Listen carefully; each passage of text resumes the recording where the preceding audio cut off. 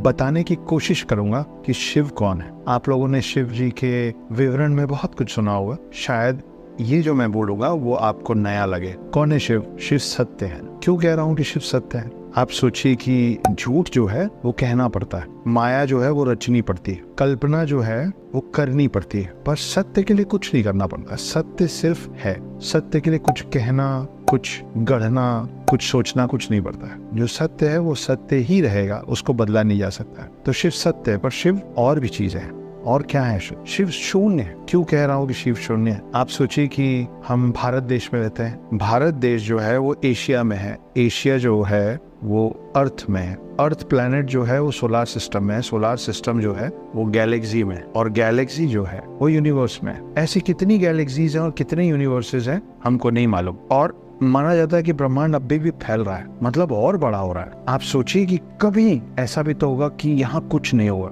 मैं अर्थ की बात नहीं कर रहा हूँ, मैं ब्रह्मांड की बात कर रहा हूँ। कुछ नहीं होगा। तो जब कुछ नहीं होगा तो क्या होगा? शून्य होगा। एक समय रहा होगा जब कुछ नहीं रहा, और एक फिर समय आएगा आज से कई हजारों साल बाद, जब आप और मैं नहीं रहेंगे, जब सब कुछ खत्म हो जाएगा, सूर्य बुझ जाएगा, गैलेक्सी तबाह हो जाएगी, यूनिवर्स खत्म हो जाएगा, तो जो बच जाएगा वो क्या होगा? होगा शून्य। वो है शिव शून्य।